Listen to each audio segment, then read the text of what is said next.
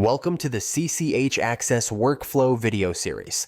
In this video, we'll demo the integration with CCH iFirm.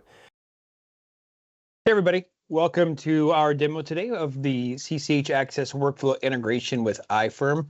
This integration will be included in the upcoming May release 3.4, and it concludes really our phase 2 integration between CCH Axcess Workflow and iFirm. Today, excited to show you the integration from a couple of different perspectives. First, I'll act as the typical end user that goes into the workflow application to review their work. Then we'll take a look at what an admin perspective might look like and conclude by showing you how to actually set the integration up. So right now I'm logged in as an end user. And as an end user, the first thing that I typically do is I want to see what tasks were recently assigned to me. So as I'm in my tasks assigned to me view within Workflow, I might sort by the last change date and see if anything recently has come to me as it floats to the top of that grid. I can see that it was, as of today, I was recently assigned to some work for Bob Wilson. So to get a better understanding of that work, I would open up Bob's route sheet to take a look at any of the nodes, documents, etc. And then from here, with the iFirm tax integration, I have an icon that would allow me to manage the tax return. And what that does is it gives the end user the opportunity to link a tax return, the iFirm tax return, directly to the CCH Axcess Workflow task. The tax returns list would show me any returns that were actually linked to this task, and the link tax returns is where, as an end user, I would go to link the tax returns. We default the select tax returns year to the task's period end date. So in this case, it defaulted to 2025. I don't have any returns here. So I wanted to, as an example, show you then end users could select a different year. And in this situation, we see that we have two 2024 T1s, so we have a T1 and a TF available for Bob Wilson. If I wasn't sure as an end user exactly which return I wanted to click on, I could click directly on the link and that would open up the return. If I'm not logged into iFirm already, I'll be prompted to log in, and then the application will open up that return. So from here, then once the return opens, I could do whatever level of investigation I wanted to confirm whether or not that's the actual return that I want to use.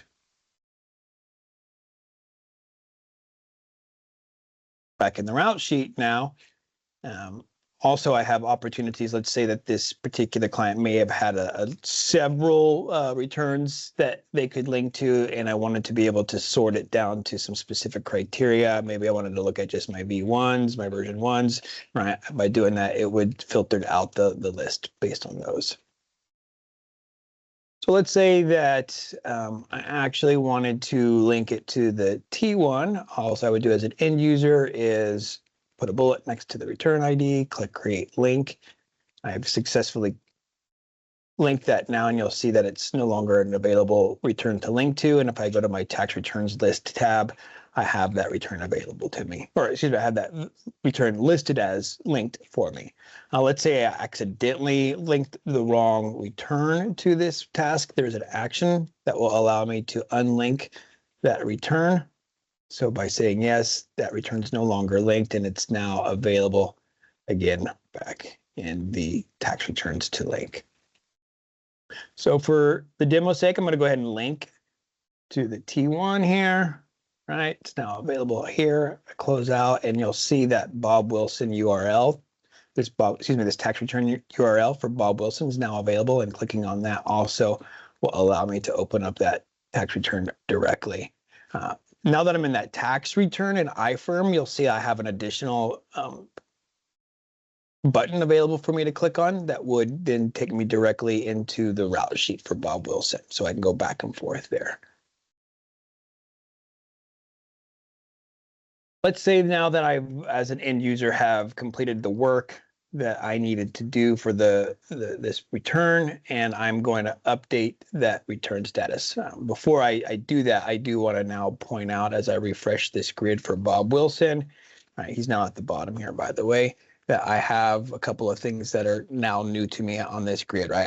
I have a URL that is another way to get directly into that return right from this route sheet. So every time I come in the morning as an end user, if there's a return that I'm working on, I can, first check to see if there's anything new. Oh, nope, nothing new. Then I can click on that URL and it'll take me directly into that return. I don't have to open up the route sheet first and go to it. I can just click it from the grid. I also confirm the iFirm tax return prep status, right? So Bob Wilson's linked with a iFirm tax return of not started. If I were to go back into that return and let's say I completed the work on it, I'll update my status to, let's say, preparation. I've updated that status here. I go back into workflow, update the screen, and I see that my iFirm return status is updated in near real time to preparation as well. Also within iFirm, we have added a button that will give users quick access to get right back into workflow. So users can click on this. That will also take them back into workflow. So that concludes really what the integration provides to the end user, the typical end user. Let's say I am an admin end user as well. And as such, I have access to some administrative utilities. We've added quick links to the iFirm users as well as the iFirm contacts so that just another opportunity to remove some of that redundant clicks, giving you quick access to those utilities directly from the application. So by clicking on that, that would take the end user, the admin end user in this case, directly to the appropriate utility. Now, to set this up, there is a utility specifically designed for the iFirm integration. So within the administrative utilities of CCH Axcess Workflow, I would click on CCH iFirm integration.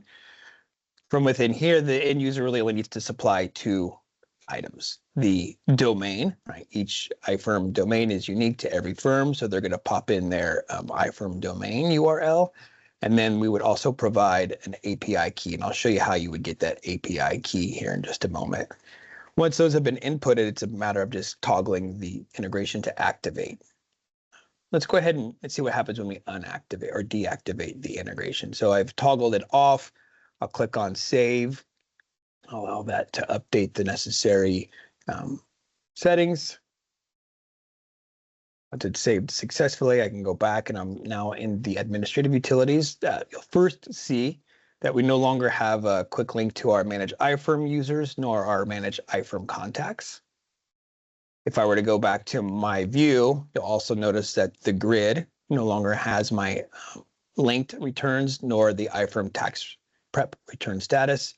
And if I were to click on any of the route sheets, my Manage tax return link is also now no longer available. Now, if I go back into the CCH iFirm integration utility and I reactivate or activate the integration, click Saves, this change is saved successfully. My Manage iFirm users, my Manage iFirm contacts is back.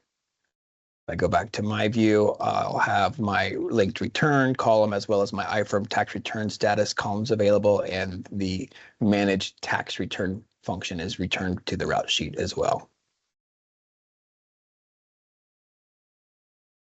Now back in iFirm, to get the API key in the iFirm navigation bar, we would go down to settings and then tax prep. And from within here, there is a feature available for the CCH Axcess Workflow integration. And by clicking on that is where I would be able to generate the API key. Once that API key is generated, you can just copy it by clicking on this icon right here. Going back into the administrative utilities, going to CCH iFirm integration, right, and pasting that API key here. All right, so today we took a look at what the integration looks like for the end user, how they'd be able to link, unlink a return, open up the URLs, give you a review of how the actual linking integration or interface works, what some of the features would be available for our admin end user, and how to set up the iFirm integration. And thanks a lot for taking a look at the demo.